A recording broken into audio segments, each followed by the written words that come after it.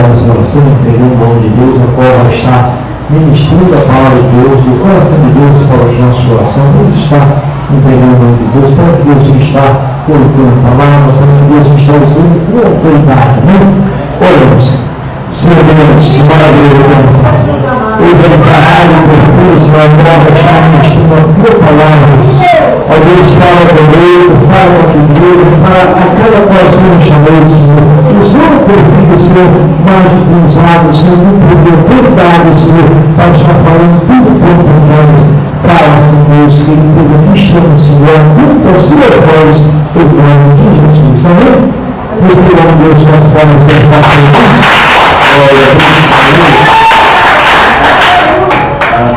Glória a Deus. Fala o seu irmão, amém? Vamos abrir a nossa Bíblia lá em Joel, livro de Joel. É só você pegar ali o último livro do Velho Testamento ali, Malaquias, voltar 10 livros. Você volta 10 livros assim, você acha Joel. Vem? Glória a Deus. Vizinho de Amós ali, Oséias. Fica entre Oséias e Amós ali. Amém? Livro de Joel, profeta Joel, capítulo de número 2. Aleluia. O Senhor está falando desde o início do culto. Eu louvo a Ele por confirmar essa palavra, uma palavra de concordância com tudo aquilo que foi falado aqui nesta noite.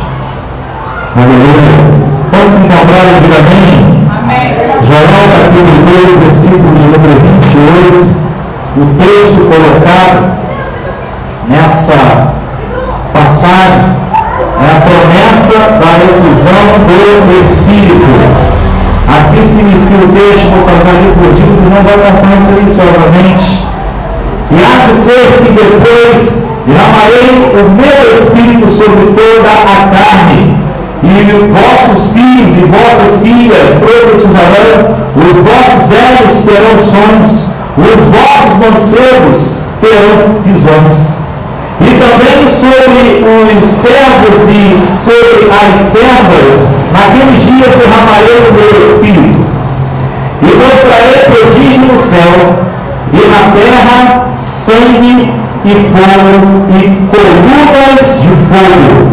O sol se converterá em trevas e a lua em sangue, antes que venha o grande dia e terrível dia do Senhor. E há de ser que todo aquele que invocar o nome do Senhor será salvo, porque no Monte Sião e em Jerusalém haverá livramento, assim como o Senhor tem dito, e nos restantes que o Senhor chamar. Amém? Podemos se sentar, glorificando e dar uma salva de palmas para Jesus nessa noite, porque Ele merece estar nesse lugar. Pois bem, nós vemos aqui algo profético, um dos profetas menores profetizou algo em que verdadeiramente ele se cumprindo de geração em geração, mas faltava uma coisa acontecer dessa profecia aqui, todinha que ele deu aqui. Faltava uma coisa acontecer, e essa coisa aconteceu de segunda para terça-feira, né? Mas eu vou chegar lá e vocês vão ficar na curiosidade, porque eu não vou falar agora. Amém? Aleluia! Então a mensagem começa com o profeta Joel, trazendo e sempre uma mensagem de exortação, uma mensagem de alerta. E nós vemos que hoje em dia, como é difícil as pessoas aceitar uma correção vinda do Senhor. O profeta Joel pegou, aleluia, um povo rebelde, um povo muito insubmisso e até mesmo um povo que não se voltava para Deus. Um povo que não dava crédito em estar na presença de Deus e na casa de Deus. Um povo que achava que só por conhecer as Escrituras não precisa, aleluia, de ajuda de ninguém, aleluia, sabe tudo e, aleluia, louvado seja o nome do Senhor, não preciso aprender com mais ninguém. Então, Joel, ele viveu no meio de um povo de impuros lábios. E se você ler Joel capítulo 1, versículo, aleluia, louvado seja o nome do Senhor, de número 14, ele alerta o povo a se atentar à santificação diante de Deus. E não é uma santificação ao qual você vai se santificar na sua casa, não. É uma santificação diferente. É uma santificação em comunhão. Uma santificação ligada com seus irmãos no Santo dos Santos, na casa da presença de Deus. Porque Joel estava alertando o povo. Antes não tinha acesso. Não tinha acesso. Antes você tinha que entregar ao sacerdócio e o sacerdote ia lá e levava as suas petições. Mas, aleluia, Joel estava num período onde havia o templo o templo de Salomão, o templo que Salomão, aleluia, ergueu para que todos pudessem adorar e exaltar o Senhor e ouvir a palavra de Deus. Pois bem, então, ele começa esse versículo dizendo, santificar um jejum. Olha só, santidade sem jejum não é santidade. Aleluia! E ele diz aqui, apregoai um dia de proibição, ou seja, aleluia, se esforce em negar a si mesmo, esforce, aleluia, em deixar o seu eu e o seu orgulho, esforce-se, aleluia, em deixar o seu cansaço de lado, todas as barreiras que tentam impedir com que você chegue na casa de Deus, rompa essas barreiras e vença. Mas muitas pessoas não veem dessa forma. Hoje eu cheguei aqui, falei, olha, que bênção. Olha, que estou suando pra caramba. Eu falei pro pastor, olha, eu vim caminhando. Só que eu não vim caminhando lá de casa, não. Na verdade, eu fui de casa com a minha esposa e com a minha filha até a casa da minha mãe, que fica lá, né, na João Bruno Lobo, né, lá para dentro da Curicica. Basicamente andando de lá até aqui, está mais ou menos meia hora andando. Eu vim andando, não peguei ônibus não, eu vim andando. Porque para pegar o ônibus lá, eu tenho que andar 15 minutos. Para 30 e correr o risco, no pleno feriado, o ônibus demorar, então eu prefiro não me arriscar. Eu prefiro ir andando, pelo menos eu cheguei à igreja, a igreja estava aberta e ainda não tinha começado o culto, glória a Deus. Mas isso não pode nos intimidar. Quantas vezes eu já fui para a igreja, já cheguei aqui, vindo direto da minha casa, lá na Cidade de Deus a pé até aqui, e ninguém nunca soube de nada. E nem está sabendo agora, mas já aconteceu. Eu estava no vermelho, está só com o meu resultado da empresa, às vezes a gente não pode usar o resultado da empresa, tem que usar a passagem do bolso e vir às vezes andando, mas a gente vem andando para exaltar e glorificar o Senhor. Então nós estamos contando esse testemunho para que você entenda que dia de proibição, essa proibição vinda que Joel fala, é isso, é você negar a si mesmo. Está entendendo? É você ver as barreiras e não ver que era um impedimento para você, não. Ver que para você ela é um aprendizado. Você vai romper essa barreira, não tem aquela prova lá? Às vezes, a prova mínima de atletismo com barreiras é 150 metros, é uma prova mínima, mas existe 300 metros com barreira, existem outras provas com barreira, mas o mínimo para se correr uma prova de barreira é 150 metros, se diz que ele é o atleta. Então, cada barreira é um obstáculo aquele atleta tem que romper aquelas barreiras, não é só uma não, são várias no caminho dele. E se ele não estiver na passada certa, ele não consegue romper a barreira. Então eu quero que você entenda que você tem que estar na passada certa. Você tem que estar, aleluia, bem preparado para romper esta barreira. E não existe outra maneira de você se preparar do que antes estar na casa do Senhor. Pois bem, parabéns para vocês que estão aqui hoje. Já não posso dizer para aqueles que estão ausentes sem motivo algum, mas eu posso dizer que aqueles que estão trabalhando estão justificados diante do Senhor nosso Deus, porque a própria palavra dele diz que aquele que trabalha dia e noite, quando o sol pesar sobre Então está dentro da palavra, está justificado diante do Pai. E quem não está trabalhando? Não é verdade? Mas nós não estamos aqui falando dos ausentes. Estamos dando um exemplo para você que muitas das vezes nós vemos barreira em tudo. Vemos barreira, aleluia, louvado seja o nome do Senhor no engarrafamento. Vemos barreira, aleluia, louvado seja o nome do Senhor na demora do ônibus. A ônibus está demorando muito. Não vou para a igreja hoje não, vou voltar. 40 minutos, não vou ficar mais tempo esperando aqui não. Tem gente que vê barreira em tudo, mas não quer rompê-las. Está entendendo, irmãos? Então João fala aqui, até qual diz de proibição. Aí ele diz, congregai os anciões e todos, ele não diz alguns, e todos os moradores desta terra na casa do Senhor vosso Deus, e clamai ao Senhor.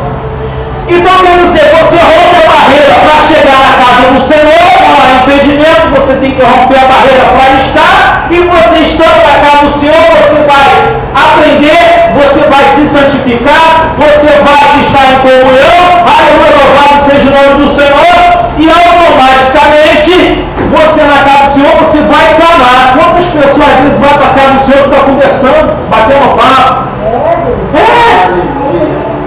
Está entendendo? Aí está lá no Twitter, no Facebook, no Orkut, o Orkut já faliu, né? Já faliu, né? E entre outros, navegando na web, mas não navega na presença de Deus, que é o essencial para a vida eterna. E nós vemos aqui que Joel, aleluia, dá essa instrução ao povo, mas no versículo de número, aleluia, 16 do capítulo 12 diz, congregai o povo, santificai a congregação, ajuntai os anciões, congregai os filhinhos e os que mandam, saia o noivo da sua recâmara, é a noiva do seu tálamo. Olha essa coisa tremenda. Irmãos, está escrito aí a palavra de Deus. Coisa tremenda, mas irmão, o que isso tem a ver que o irmão está falando? Eu vou chegar aí. E nós vemos aqui que foi falado pela missionária algo tremendo. Quando ela leu o que ela leu aqui, o pastor também, eu fiquei surpreso, falei, caramba, testificação da palavra de Deus, Deus testificou a sua palavra, eu vou mostrar para vocês por quê. Porque olha só, Jairo estava numa situação e com certeza ele sabia que Jesus tinha o poder de mandar uma só palavra para curar a filha dele, só que ele pediu mais do que isso. O que ele pediu, conforme foi lido aqui? Ele pediu que Jesus fosse ir lá tocar. Ele já, com certeza, ele já ouviu falar que Jesus curou, aleluia, um servo. Olha só, um servo de um centurião, não é isso? Foi de um centurião, ao qual ele deu, basta só uma palavra para que meu servo seja curado.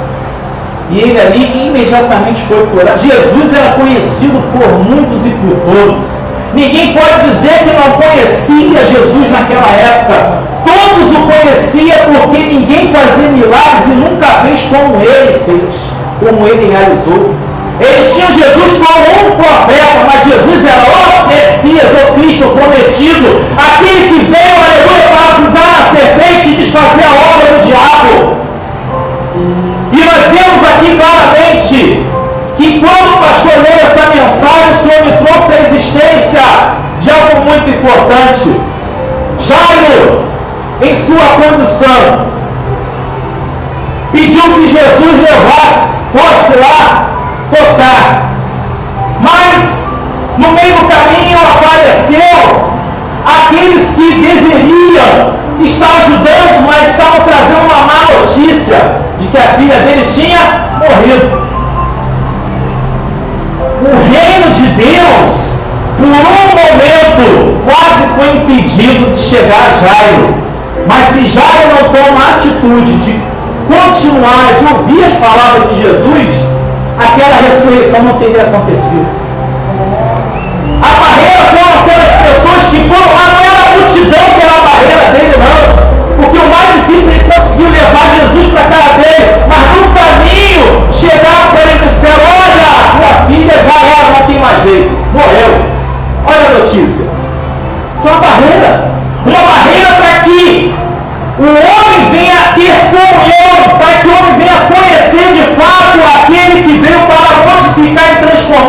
vidas. A mensagem, a salvação estava em Jesus. O diabo tentou, através de uma notícia, fazer com que o plano daquele homem se frustrasse e que ele desistisse em que Jesus chegasse na casa dele. Mas isso não aconteceu. A Bíblia diz que ele foi mesmo assim. E que Jesus acompanhou. E que Jesus foi lá e fez um milagre. Todos conhecem a história. Quantas barreiras estão surgindo aí, irmãos? Para você chegar na casa de Deus. Quantas pessoas estão dizendo: olha, não precisa-se mais congregar na casa de Deus, não.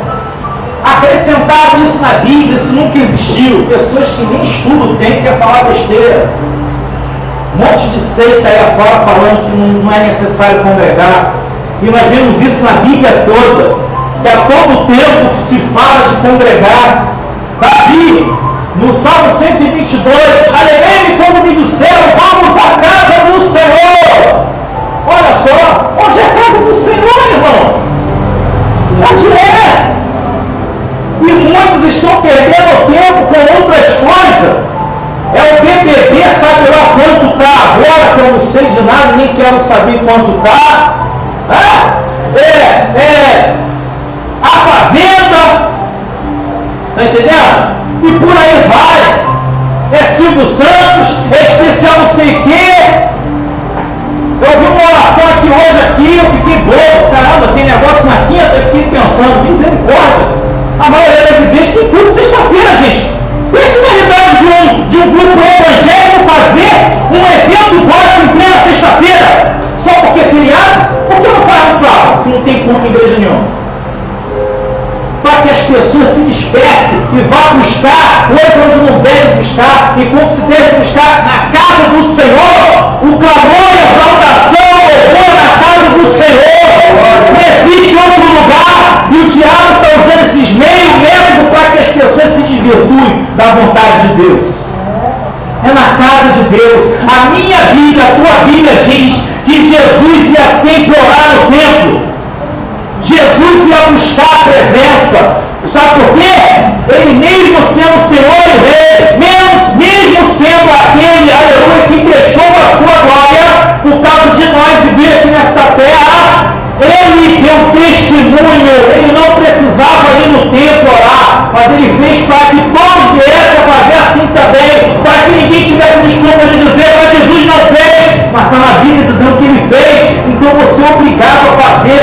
Se você realmente é seguidor, você tem que fazer, nada pode te impedir. Nenhum familiar que chega do nada a visitar você em cima na hora de ir para a igreja.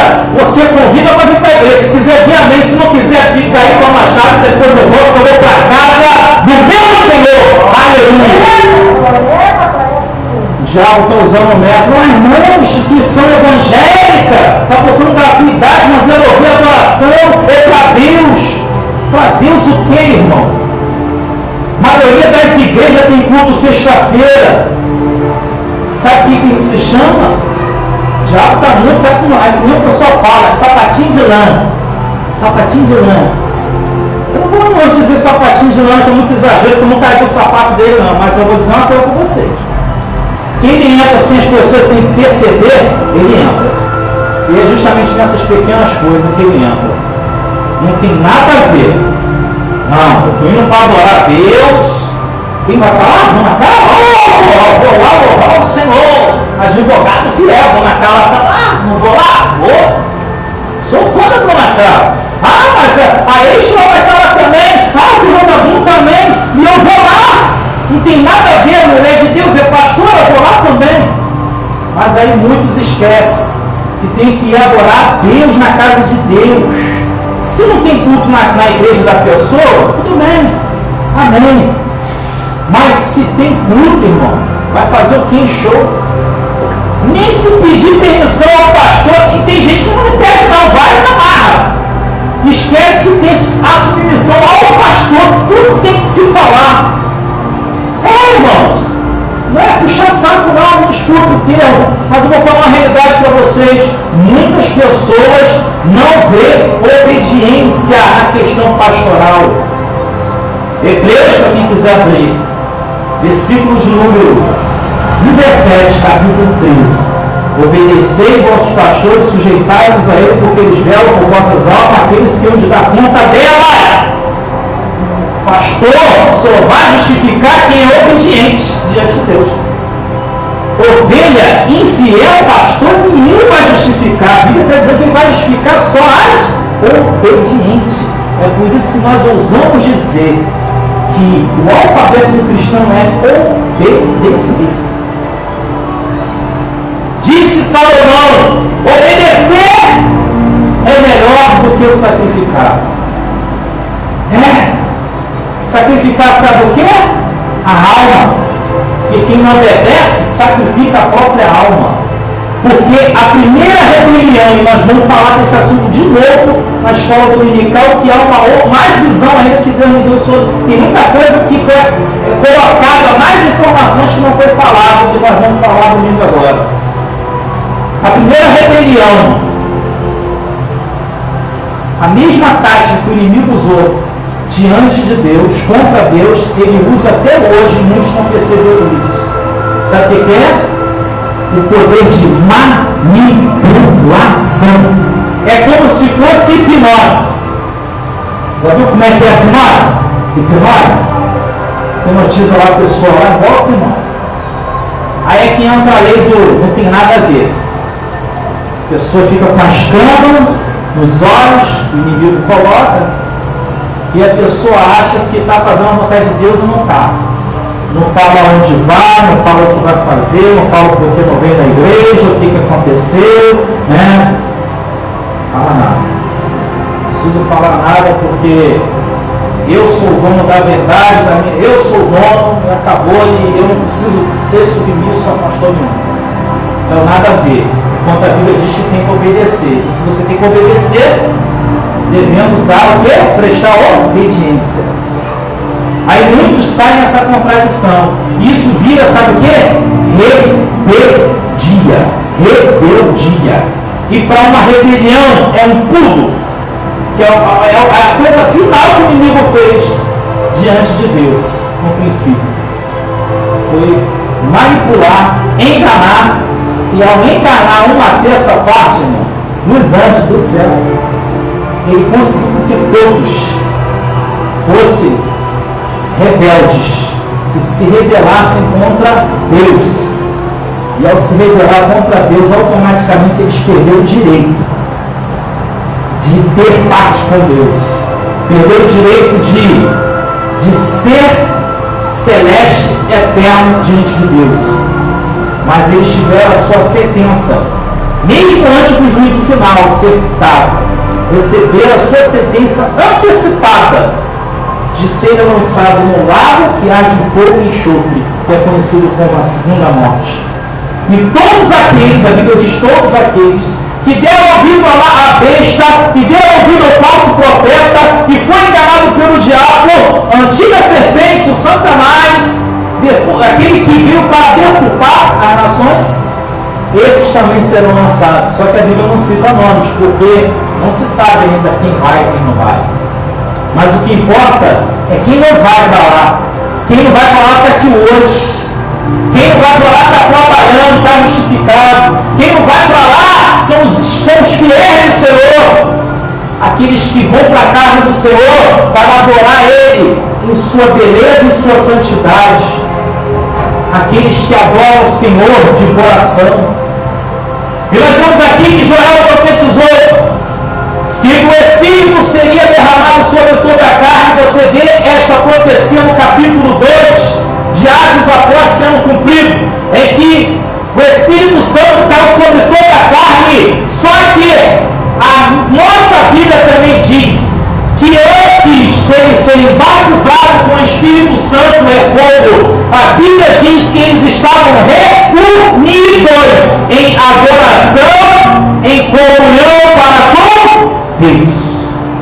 Você pode ler Atos 2, você vai ver isso. Depois você vai ver o discurso de Pedro falando sobre a profecia de Joel se cumprindo naquele dia. E você vai ver toda a palavra sendo confirmada naquela palavra. Só que tem um porém.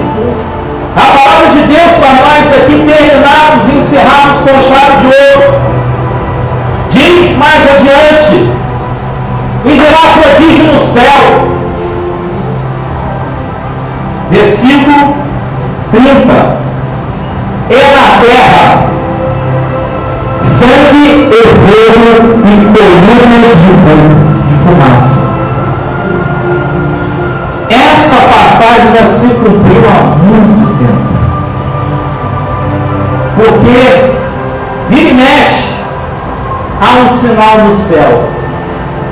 Vira e mexe, acontece coisas extraordinárias. Uma delas, por exemplo, descobriram um planeta, a NASA divulgou, um planeta que ia colidir com a Terra, segundo eles. Iria colidir com a Terra, só que esse planeta é um pouquinho menor.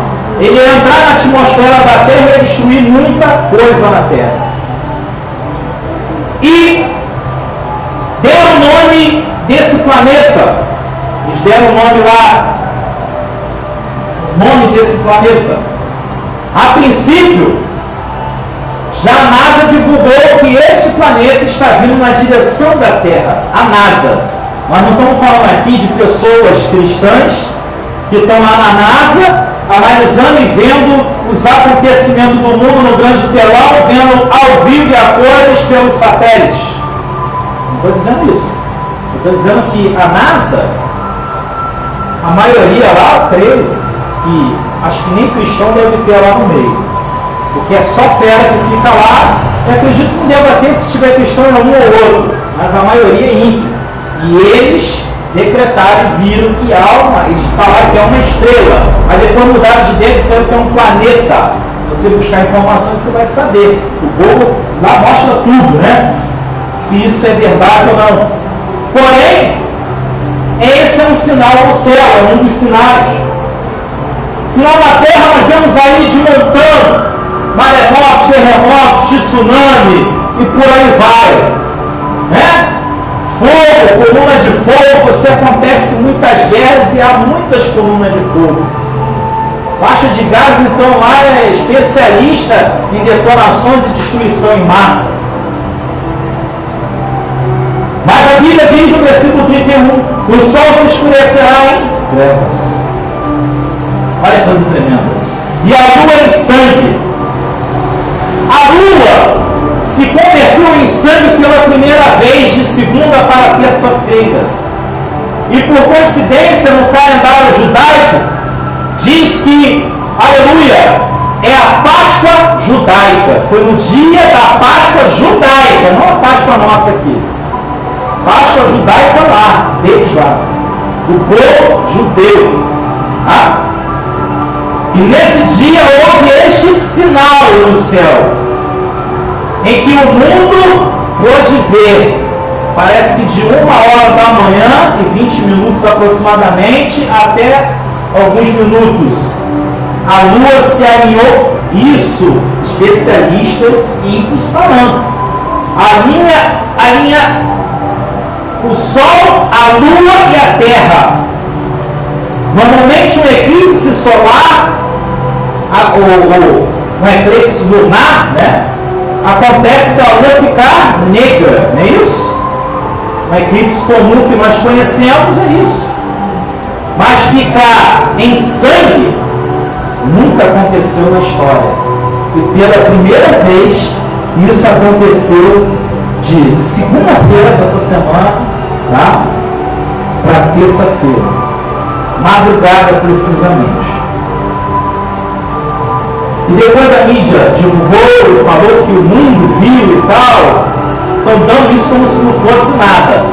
Mas a Bíblia, a palavra de Deus, está mostrando que além de ser o livro mais vendido do mundo, é o livro mais atualizado do mundo, é o livro profético ao qual está mostrando as coisas que ainda vão acontecer e muitos estão vendo e não estão dando crédito.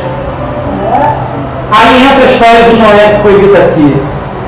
Aí eu me maravilhei quando foi lido. Porque Noé, ele não só recebeu a missão de construir a arca. Noé, ele anunciou a palavra para todo mundo e ninguém acreditou. Ninguém deu crédito. Até quem estava na presença não deu crédito de Arca no Jacques.